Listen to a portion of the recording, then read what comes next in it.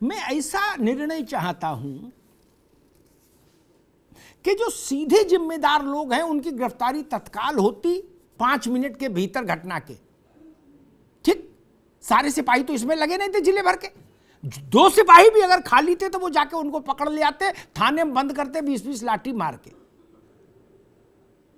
ऐसी व्यवस्था हो देश में। एक दूसरी बात मैं एक कहूं कि सिस्टम कैसे चलता है, ठीक है ना। अभी हम लोग थोड़ा इस घटना के आक्रोश में है, इसलिए हो सकता है बड़ी बड़ी बातें कर रहे हो, लेकिन सिस्टम कैसे चलता है, और सब ऑल पार्टी की बात कर रहा हूं, इसमें कोई पार्टी, मुझे सब माफ करे, सिस्टम ऐसे ही चलता मैंने देखा। मेरी सारी, अभी रुक जाओ बाबू, रुको ना।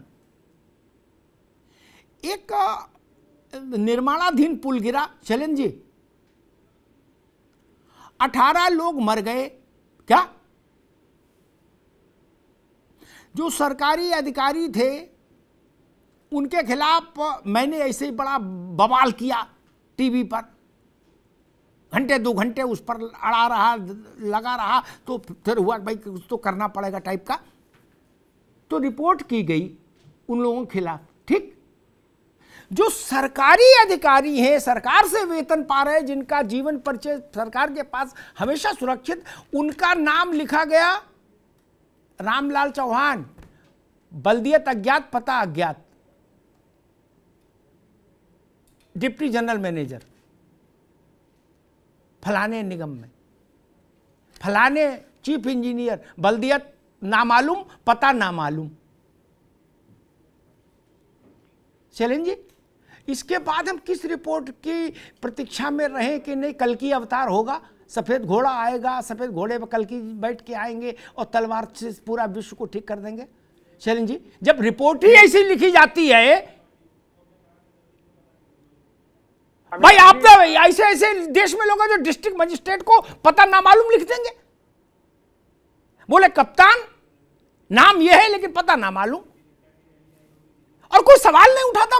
मतलब मैं चिल्लाऊं, ना दाएं वाला बोले ना बाएं वाला बोले।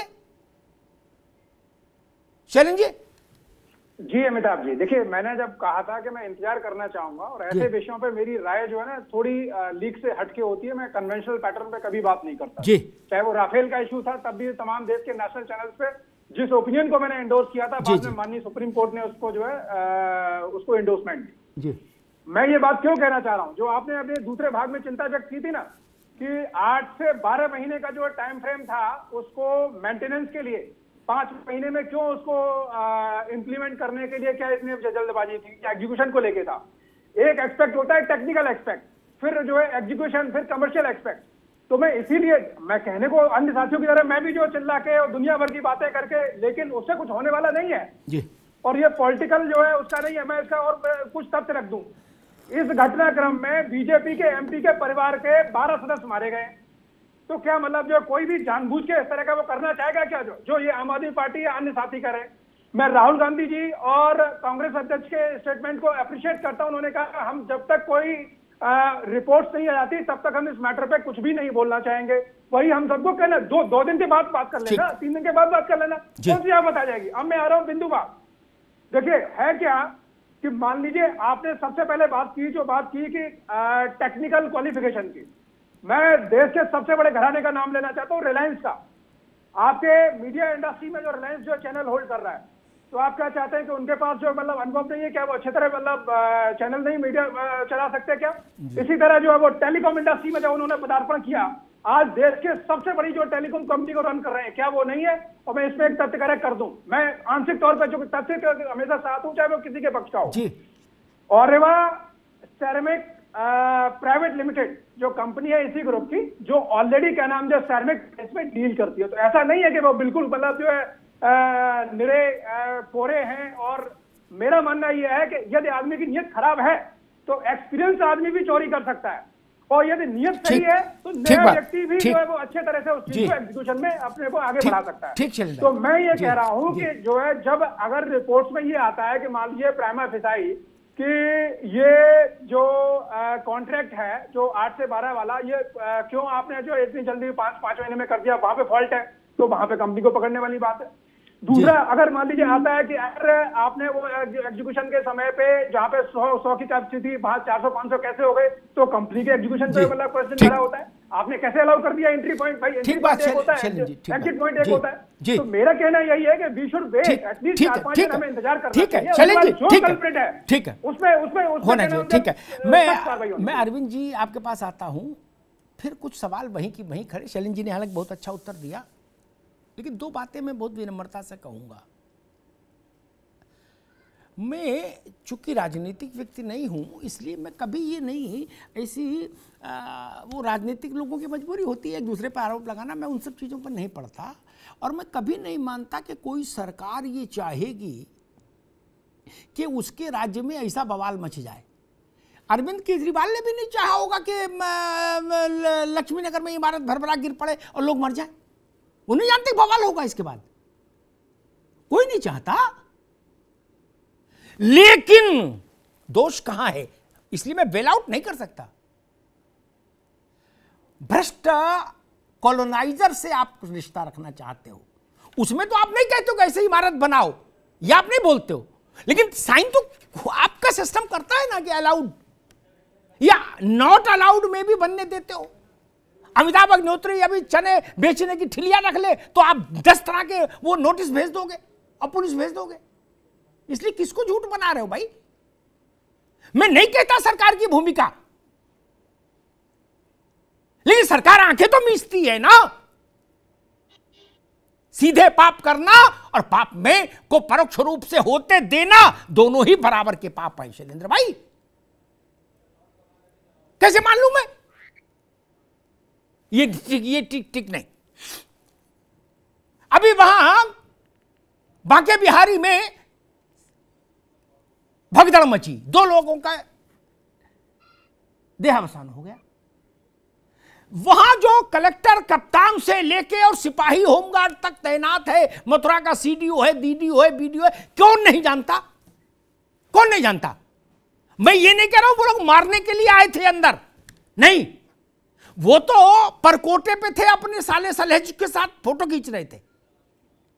अधिकारी जिनकी जिम्मेदारी थी बाहर खड़े होना। इसलिए मैं उस खिन्न होता हूं। और कोई माइका लाल जो कहे अपने घर के बाहर मोहल्ले में मूंगफली की एक ठिलिया लगा के दिखा दे बिना पैसा दिए, अगर शाम तक उसके पास 10 लोग नहीं आ जाए अलग अलग तंत्र के कि भाई ठिलिया लगेगी तो 10 रुपया रोज इनका, 10 रुपया रोज इनका, 10 रुपया रोज इनका। इतने बड़े बड़े काम अनदेखे में हो जाते हैं क्या? मैं नहीं मान सकता ना। अरविंद जी, मसला वही कापर करूं सिंगार पिया मोरे आंधर रे। मुकदमा हो भी गया, लेकिन उसमें लिखा जाएगा अमिताभ अग्निहोत्री बल्दियत नामालूम, पता नामालूम, डॉक्टर कौशलकांत मिश्र बल्दियत नामालूम, पता नामालूम, शैलेंद्र दुबे जी बल्दियत नामालूम, पता नामालूम। क्या यही ना? अभी आप कहोगे मैं घटना बता दूंगा, गूगल पे जाके देख लीजिए, एफआईआर भी मिल जाएगी। हो सकता है मेरा कुछ उसमें बोला हुआ ऐसे कोई शो भी मिल जाए आपको। मैंने पूछा कि यार क्या मतलब किसको पागल बना रहे हो आप? जो सीनियर गवर्नमेंट ऑफिशियल्स है उनको आप लिख रहे हो एफआईआर में कि पता ना मालूम।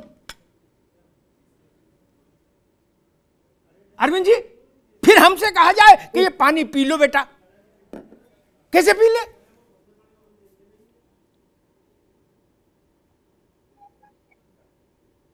अरविंद जी। हाँ अमिताभ जी, देखिए भ्रष्टाचारी को आध्यात्मिक होने की छूट नहीं दी जा सकती। अभी जिस तरह पैनल में बैठे हुए लोग इस गुजरात वाले मसले पर भड़ास निकाल रहे हैं, मैं गिना दूंगा इन लोगों के जिन राज्यों में सरकारें हैं। अभी राजस्थान के बीकानेर के रामपुरा में पुल गिरा, 4 साल से बन रहा था। अच्छी बात रही, ईश्वर की कृपा रही कि कोई बड़ी कैजुअलिटी नहीं हुई और 2-4 लोग घायल हो गए। अभी मई में 2022 में ही बिहार में 1711 करोड़ का पुल भरभरा कर गिर गया और इंजीनियर कहे कि आंधी में उड़ गया। नितिन गडकरी साहब किस तरह उस पर जो अपना बयान दिए थे, पूरा भारत का पूरा विश्व भी सुना होगा तो हंसा होगा कि आंधी से पुल जो है 1711 करोड़ का गिर जाता है। दिल्ली में किस तरह लिकर मामले में जो है अपने लोगों को ठेका दिया गया, उसका वीडियो वायरल हुआ। तो क्या मुझे लगता है कि कम से कम जो लोग आरोप लगाते हैं कम से कम अपने भी गिरेबान में झांके और इस मसले पर कम से कम जो है कुछ इस तरह की बातें ना करें जो कि अपने आप में हास्यास्पद हो जाए। देखिए अमिताभ जी, आपने कहा भ्रष्टाचारियों को इस देश में पूरा संरक्षण मिलता है, दंड देने की कौन बात कहे। आजादी के बाद देखिए ना, सबसे पहला घोटाला हुआ जीप घोटाला और राइफल घोटाला। जो सबसे बड़ा घोटालेबाज था उसको जो है रक्षा मंत्रालय से हटा करके लंदन का हाई कमिश्नर बना दिया गया। महाजनों येन गता सब पंथ था, जो महालोग करके गए हैं उसी की पुनरावृत्ति हो रही है। और इस मामले में सभी एक दूसरे का कंधा जोड़ते हैं, बचाते हैं। वो जानते हैं कि आज हम रहेंगे कल आप रहेंगे, कल हमारी फाइल आपने खुलवा दे, हमारी फाइल आपने खुलवा दे। इसलिए सारे जो रिपोर्ट है बर्फ खाने में ठेल दिए जाते हैं और वो गल पच करके बराबर हो जाता है और पता भी ना पता हो जाता है और वल्दियत भी ना पता हो जाता है। तो इस देश की रवायत बन चुकी है, भ्रष्टाचार जो है डीएनए में शामिल हो चुका है जी। आपने बिल्कुल सही कहा, किसी की हिम्मत नहीं है कि जो इस तरह से खुल करके किसी को दंडित करे, शायद कोई ऐसा व्यक्ति हो। तो ऐसे में या आप देखिए भोपाल गैस त्रासदी कांड में कितने लोग आज तक अंधे हो रहे हैं, बहरे रहे, कूने रहे और एंडरसन को किस तरह से भगा दिया गया। ठीक बात है जी, ठीक बात अरविंद जी। सैफ खान साहब, एक गांव में सालों से कुछ लोग आते हैं बाहरी, उनके साथ दलाल हैं, लड़कियां देखते हैं गांव की, फिर स्टाम्प पेपर पर लड़की खरीद के ले जाते हैं। क्या सबको जानकारी? ऐसा हो सकता है कि कोई जाने ना? गांव में कोई भी आदमी बाहर का आएगा तो उसके आने की आहट ना हो, ऐसा संभव नहीं ना संभव। वो ग्रेटर कैलाश तो है नहीं कि कोई जाने नहीं पड़ोस के फ्लैट में कौन रहा आया, नहीं। हम लोग चाहते हैं कि राजनीति को बेनिफिट ऑफ डाउट दे दीजिए। किसको पकड़िए? बोले पटवारी को जेल भेज देते हैं। मेरी लड़ाई वहीं से शुरू होती है, पटवारी को जेल भेजने से कुछ नहीं होगा। बड़े को जेल भेजो। और तंत्र मुझसे कहता है अग्निहोत्री जी पटवारी पे कंप्रोमाइज कर लो। क्या चपरासी, पटवारी, बाबू, क्लर्क, सिपाही, इनको सैफ खान, इनसे कुछ देश सुधरेगा? नहीं अमिताभ जी, मैं आपकी बात से बिल्कुल सहमत हूं। बहुत ही दुर्भाग्यपूर्ण है ये बात जो है कि सच्चाई ये वाली बात है कि जो छोटे छोटे प्यादे होते हैं उनको पकड़ लिया जाता है, जो मेन जो करवाने वाले हैं उनको नहीं पकड़ा जाता। मुझे लगता है कि हमारी एज ए नागरिक भी जिम्मेदारी होनी चाहिए कि हम भ्रष्टाचार को जो है नी से खत्म करें कि ऊपर तक जाते जाते वो खुद ब खुद ही खत्म हो जाए। ये मुझे लगता है कि एक सीख भी होनी चाहिए हम सब हिंदुस्तानियों को जो है कि भ्रष्टाचार को हम जितना खत्म कर सके, एक ऐसा नेशनल रूट बनाया जाए कि भ्रष्टाचार को जब खत्म किया जाए तो हमें ये चीजें जो है देखने में कम मिलेगी या खत्म होगी। यही कोशिश जो है आपके चैनल के माध्यम से आप पहुंचाने की कोशिश कर रहे हैं और मैं अपनी तरफ से और अपनी पार्टी की तरफ से यही कोशिश और निवेदन करता हूं। कौशल कांत जी, आप चूंकि सरकार के पक्ष की पार्टी है, इसलिए एक बात और कहता हूं, इसी मिजाज से है, चूंकि वो सब चीजें अंतर्निहित हैं, एक दूसरे से जुड़ी हैं, ऐसी समस्या है। यहाँ एक जगह है शाहबेरी, है ना, उसके कुछ लोग मेरे पास आए, मैं किसी दूसरे चैनल में था, मैंने उनकी समस्या को समझा और उठाया तो मुख्यमंत्री जी ने उसका संज्ञान लिया, उनका आभार।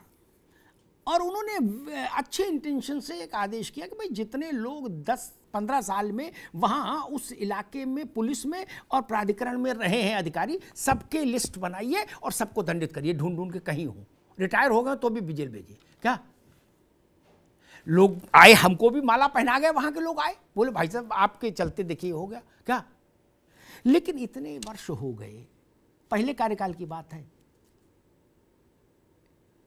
लिस्ट बन रही है जी।